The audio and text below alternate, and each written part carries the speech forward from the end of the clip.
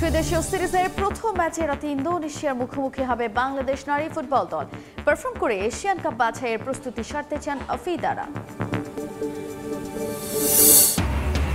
Asian cup বাছাই সামনে রেখে জাতীয় দলের ক্যাম্পে 24 ফুটবলার চলতি সপ্তাহেই যোগ দেবেন হামজা ও সমিত সোম। বিকেলে আনুষ্ঠানিক অনুশীলন।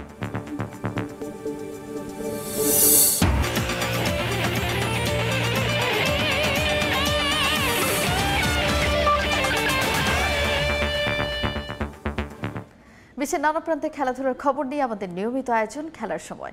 আর এই আয়োজনে আপনাদের সঙ্গে আছি আমি তাজিন খন্দকার। স্বাগত খেলার সময়। ব্র্যাড ফ্রি ইনসুলেশন যুক্ত কঙ্কা ফ্রিজ ইঁদুর থেকে সুরক্ষিত থাকে সব সময়।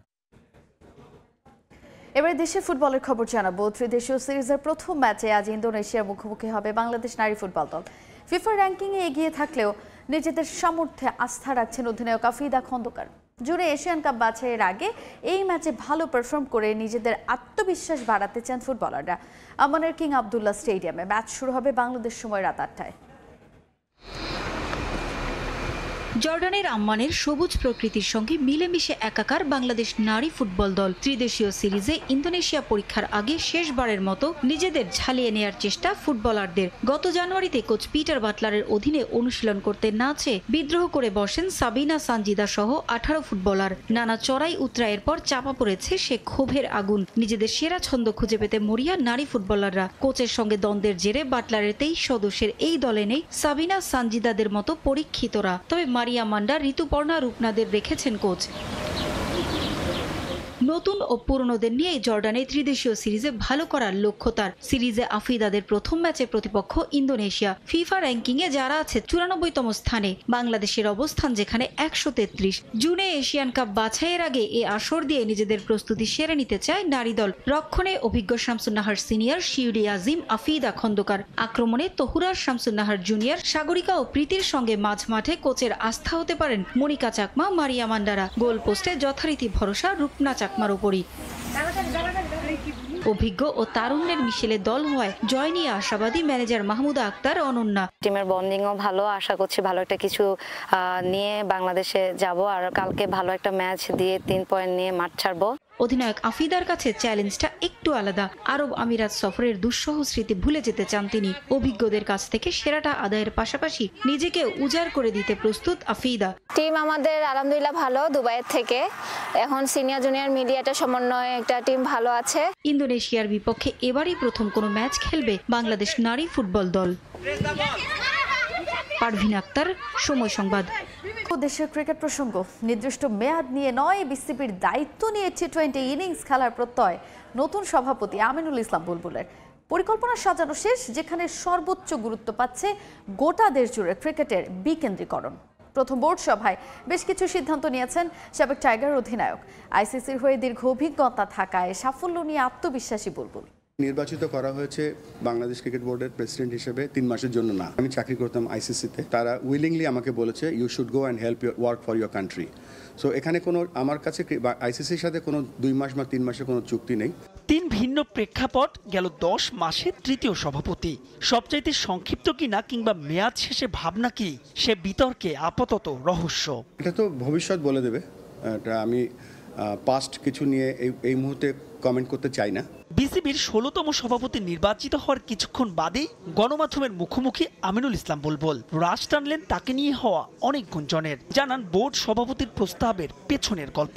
এপ্রিল মাসের শেষের দিকে আমি একটি কল পাই আমাদের ন্যাশনাল স্পোর্টস কাউন্সিল থেকে, এবং বলা হয় যে আপনাকে একটা সুযোগ হবে, আপনি কি সুযোগটা গ্রহণ করবেন? আমি যে আপনাদেরকে এত প্রমিস করতাম বা আমি ওয়েট করতাম একটা কলের জন্য, সেই কলটা আমি যখন পেয়ে গেছি তখন আর আমি পিছনে তাকাইনি। তবে সেখানে প্রশ্ন আসে অনেক।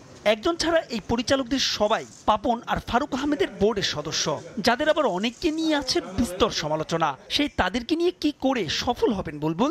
আমি কনফিডেন্টলি বলতে পারি যে ইট ইজ আমার যে এই মুহূর্তে যে স্কিল সেট আছে এটা একটা প্যাকেজ। ইনশাল্লাহ ফেল করবো না, বাট আমি শেয়ার করবো আমার এক্সপিরিয়েন্সটা আমাদের বাংলাদেশের সাথে। তা আমি একটা কুইক টি20 ইনিংস খেলতে এসেছি এখানে। সো একটা ভালো টি20 ইনিংস খেলবো, যে ইনিংসটা আপনারা সকলে মনে রাখবেন। নির্বাচিত হয়ে প্রথম আনুষ্ঠানিক সভাতেই পরিবর্তনের ইঙ্গিত আমিনুল ইসলাম বুলবুলের। ক্রিকেটের ভাবমূর্তি ফেরানো, রিজনাল ক্রিকেট বাস্তবায়ন, সিএফও নিয়োগ, লিগ্যাল ডিপার্টমেন্ট দ্বারা কার্যক্রমের স্বচ্ছতা আনা কিংবা মার্কেটিং টিম বড় করা, সবকিছুই বাস্তবায়ন করতে চান দ্রুততম সময়ের মধ্যেই। ওয়ান অফ দ্য মেজর জায়গা ছিল সিএফও নিয়োগ করা, বাট আমাদের এই ফাইন্যান্সিয়াল যে ব্যাপারগুলো কত ট্রান্সপারেন্ট রাখা যায়, আমরা চেষ্টা করব এটা ওয়েবসাইটের মাধ্যমে যতটা ক্লিয়ার রাখা যায়। আমরা সকলে একটা টিম, আমরা সকলে বাংলাদেশকে সাপোর্ট করি এবং let's work together to bring Bangladesh cricket in a different height. নতুন সভাপতি প্রায় মিনিট 40-এর সংবাদ সম্মেলনে যতটা প্রত্যাশার ফুল ছুরি আওড়ালেন, তার চাইতে বেশি স্বপ্ন দেখালেন। নিজের প্রথম সংবাদ সম্মেলনে অনেকটা একই কথা বলেছিলেন ফারুক আহমেদও। তার পথে কি হাঁটবেন বুলবুল নাকি গড়বেন দৃষ্টান্ত, আপাতত সেই উত্তর সময়ের হাতে তোলা। আপনি সবথেকে গরিব প্রেসিডেন্ট, যতগুলো প্রেসিডেন্ট বাংলাদেশে এসছে। আমার এই মুহূর্তে আমার কাছে কিছু নেই, আমি ওইভাবে কিছু করিও না। মাহবুব লিমন, সময় সংবাদ, ঢাকা। তো খেলার সময় ভুটান ও এশিয়ান কাপ বাছাইয়ের ম্যাচ সামনে রেখে শুরু হলো জাতীয় ফুটবল দলের ক্যাম্প। হাভিয়ার কাবরেরা প্রাথমিক স্কোয়াডে ডাক পাওয়া 24 ফুটবলার রিপোর্ট করেছেন টিম হোটেলে। আগামী সোমবার হামজা ও বুধবার সমিত সোম যোগ দেবেন এই ক্যাম্পে। স্কোয়াড নিয়ে সন্তুষ্ট কোচ কাবরেরা। 2 ম্যাচেই সমর্থকদের জয় উপহার দিতে চান ফুটবলাররাও। বাংলাদেশ সিঙ্গাপুর ম্যাচের টিকিটের চাহিদা আকাশচুম্বী। একটা টিকিট পেতে চারদিকে হাহাকার। ক্যাম্প শুরুর দিন গণমাধ্যম কর্মীদের কাছে জামাল ভুঁইয়ার এই প্রশ্নই বলে দিচ্ছে এবার সৌজন্য টিকিট পাচ্ছেন না ফুটবলাররাও। টিকিট নাই, সেল হয়ে গেছে একদম। 5-6 ঘন্টার টিকিটও প্রায় অর্ধেকের মতো সেল হয়ে গেছে মনে হয়। প্লেয়াররা কোন টিকিট পাবে না। এশিয়ান কাপ বাছাইয়ের সিঙ্গাপুর ম্যাচের জন্য ক্যাম্পে উঠেছেন জাতীয় দলের ফুটবলাররা। সন্ধ্যা 7টার আগে টিম হোটেলে ম্যানেজার আমির খানের কাছে রিপোর্টিং করেন জামাল, তারিক, তপু, মিতুল, আলামিনরা। একই পজিশনে খেলা 2 ভাই সাদউদ্দিন ও তাজউদ্দিন এলেন সবার শেষে। ক্যাম্পে যোগ দিয়েছেন 2 দিন আগে দেশে আসা ফাহমেদুল ইসলামও। হামজা সমিত ছাড়া এদিন ক্যাম্পে উঠেছেন সিঙ্গাপুর ম্যাচের প্রাথমিক একাদশে ডাক পাওয়া 24 ফুটবলার। 4 জুন ভুটানের বিপক্ষে প্রীতি ম্যাচ খেলবে লাল সবুজ দল। এই ম্যাচ সহ সিঙ্গাপুর ম্যাচের দিকেও বাড়তি নজর হাবিয়ার কাবরেরার। নজর রাখছেন প্রতিপক্ষের শক্তিমত্তায়ও। আমার জন্য 2টি ম্যাচই গুরুত্বপূর্ণ। আমরা পূর্ণ শক্তির দল পেয়েছি। বিগত কয়েক ম্যাচে আক্রমণ ভাগ নিয়ে আমরা ভুগেছি, তা নিয়ে কাজ করছি। প্রতিপক্ষের উপরও আমার নজর আছে। তারা পূর্ণ শক্তির দল নিয়ে আসছে। সিঙ্গাপুর তাদের স্ট্রাইকার আনোয়ারকে ফিরিয়ে তাদের সামর্থ্য বাড়িয়েছে। ভারত ম্যাচের সুযোগ পাননি অধিনায়ক জামাল ভুঁইয়া। তবে সিঙ্গাপুরের বিপক্ষে নামতে মুখিয়ে আছেন জেবি6। যদিও হামজার পর সমিতের অন্তর্ভুক্তি মাঠে যে প্রতিদ্বন্দ্বিতা বাড়িয়েছে জামালের।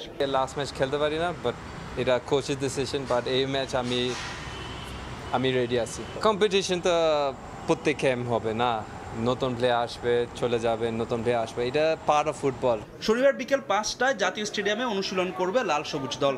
সোমবার হামজা ও বুধবার জাতীয় দলের ক্যাম্পে যোগ দিবেন সমিত সোম। ফাহিম ইসলাম, সময় সংবাদ, ঢাকা।